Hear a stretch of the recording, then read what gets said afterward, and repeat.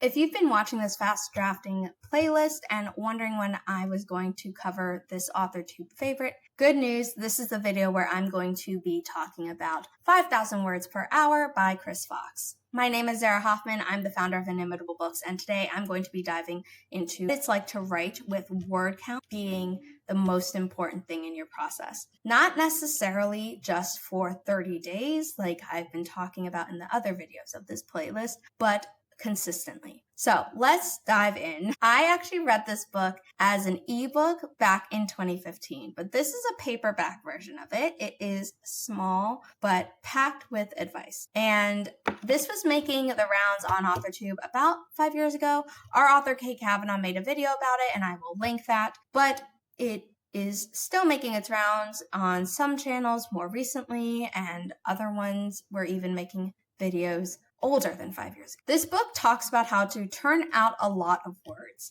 Like Chris Beatty, who is the founder of NaNoWriMo and is running Nano 2.0, after the first organization crashed and burned, which I talked about in the video specifically about No Plot, No Problem, Chris Fox talks about how practice makes you better. And it's true. The more you practice something, the better you get. It might not make you perfect, but we all know that perfection is a myth. But if you can turn out a lot of words quickly, that means you can learn how to fix those words sooner than if you're stuck looking at a blank page and don't have anything to revise. Chris Fox really likes dictation, which is something I'm going to be talking about later in this video. He also talks about how to build an effective writing habit. He has another book called Lifelong Writing Habit, which goes further into that topic, and I have covered it in our playlist about writing routines, so you should check that out. But this book in particular emphasizes the importance of writing sprints, which is something that I absolutely love and have been hosting writing sprints for many years at this point. He also says you need to be tracking your time. It's not enough to just do a sprint, but you need to know how much you produce during that sprint. And he advocates for maybe a little more planning than Chris Beatty does. I don't think that's a high bar to clear, but he doesn't impress the importance of planning as much as Victoria Lynn Schmidt or Sarah Doma do in their books, which are things that I have discussed in the last few videos of this playlist. Chris Fox also talks about how you need to stop editing as you go along, which I absolutely agree with if you are planning to do fast drafting like this entire playlist has been talking about. But Fox's entire method revolves around the timed writing sprints, and you set a timer for 20 to 30 minutes and you eliminate every possible distraction. Then you write as fast as you can without stopping. Chris Beatty also mentions this in his book, so this isn't an idea exclusive to Chris Fox, but it is important to know that he really emphasizes it. If you want to split the difference between the 20 and the 30 minutes that he recommends, you can settle for 25 minutes. And if you are doing the traditional Pomodoro method, that means that you are giving yourself a 5-minute break in between each sprint. After you have done 3 work sprints of 25 minutes, you actually get a 15-minute long break, and then you can restart the process. On this channel, I have a 25-minute timer, but also a full Pomodoro timer, so you don't have to worry about setting your break timer each time. And if you want extra accountability from other writers, you can join any of our upcoming productivity live streams. I will leave a playlist of that up in the corner. It includes our past live streams, which you are also always welcome to watch on replay. Chris Fox's goal is to create a focused burst of productivity where you're writing as fast as you can so that your internal editor can't keep up. The average person types 40 words per minute, which means that in a 30-minute sprint, you should theoretically be able to write 1,200 words. And his techniques in this book are aimed at getting you closer to that maximum. I took a words per minute typing test back in 2021, and I got 60 words per minute. I have always been a fast typer. I don't know if it's because my mom is as well, or because my grandma just taught me before my school did. But that 60 words per minute doesn't reflect how fast I type while doing creative writing or even the script writing for the videos on this YouTube channel. I am much slower when I am typing for creative work versus transcribing something, which is essentially what a typing test is, because I am having to put more brain power into what I am doing. So, why is this book so popular? I think it's because of the emphasis on Dictation. When a lot of people learn that being an author is a career path, I know that when I learned it, I was immediately thinking of writing by hand or writing on a computer. It's not something we see a lot of growing up. It might be because The Shining was published in 1977, which is exactly 20 years before Dragon Dictation came out, and it definitely came out before Google Docs allowed voice to text, which has only been around for less than a decade. Dictation is really great if it works for you, but if it doesn't, what are you supposed to do? And should you be skipping this book? My brain doesn't like dictation. I've tried multiple times to implement Chris Fox's advice on how to maximize that method, and it just doesn't work for me. As much as I can talk about any of the titles from Inimitable Books or my own, it doesn't come out as the book itself. It comes out much more like a synopsis, which is something that I teach people how to write in my Query Ready course through the Inimitable Writing community. That course is not just about writing the query letter, it's about all of the submission materials you need, including how to revise your manuscript, pick a good title, and also make sure you're categorizing it correctly. It will be linked down below. I know I'm not the only one to have this struggle. There are other people that I've talked to in this writing community who feel the same way, but that doesn't mean you need to completely skip this book, because it talks about how you should be summarizing, even if it's just bullet points, what you are supposed to write for each new scene, so that you are going into a writing sprint with a plan. This is similar to what I talked about in my video covering Honorary Quarter's book, The Nifty 15 for Writers, and that is in the playlist of how to create a sustainable writing routine, so I will leave that linked. But having a plan for your writing sprints and then looking at the data of how many words you produce in that sprint is super important to Chris Fox's method. He loves data, and that is something I feel has been missing from a lot of other writing advice books. I mentioned earlier that he recommends that you track your productivity for each sprint, and that is not just what you got done, as in I got through a scene or I reached a certain point in my outline, but your actual word count per sprint. Fox emphasizes the importance of tracking your word count per sprint, not just saying that you reached a certain point in your story. He also says that you should analyze what conditions produce your best results and then iterating that. So, did you write more in the morning or at night? Does music or background noise of any kind help you or hurt you? Do different types of background noise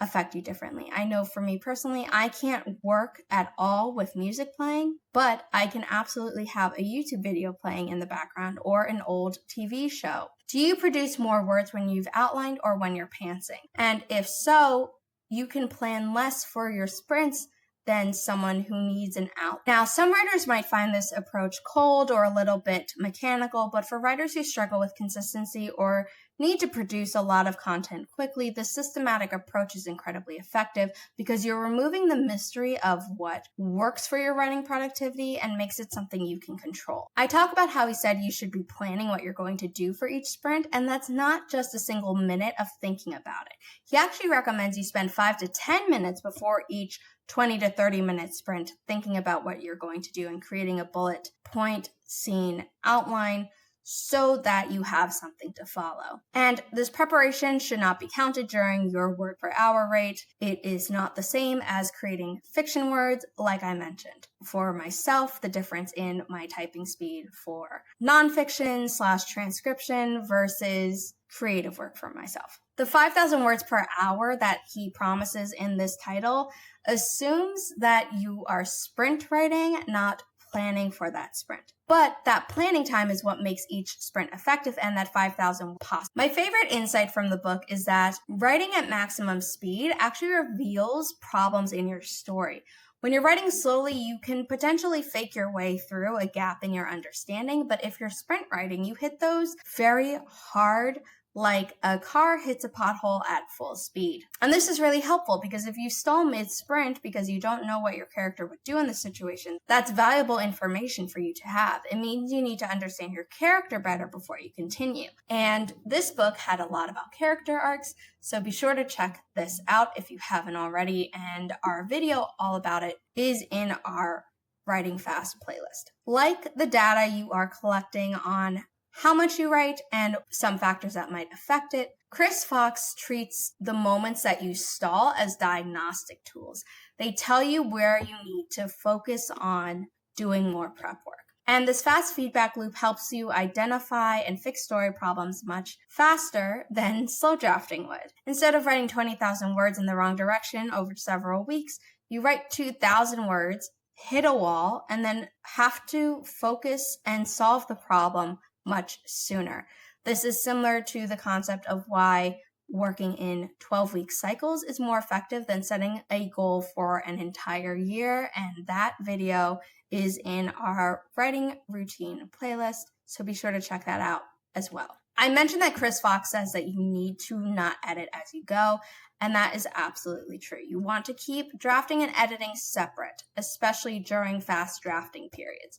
The mindset required for generating content is different than the mindset required for evaluating content. And if you're trying to do both simultaneously, you're actually going to be less effective at both. And I can say this from experience. Inimitable Books has 3 thrillers coming out back to back to back in early 2026. Grandma's Little Secret by Becca C. Smith comes out in February. Mother Mercy by Chandra Arthur comes out in March. And Thanks for Watching by Kate Kavanaugh comes out in April. I got all of these manuscripts around the same time. They all needed developmental editing, line editing, copy editing, and then I was doing formatting and then proofreading. All of these different stages need to be done quickly because we have to beat the holiday shutdown in publishing that isn't exclusive to the United States of America, but also internationally, including where we print our books, which gives me a tight deadline to get through multiple rounds of edits for multiple manuscripts. So I decided to try a new approach with these books. And that is, instead of fixing all editing errors as I saw them while doing my developmental edit, I actually saved line editing for that phase, copy editing for its turn,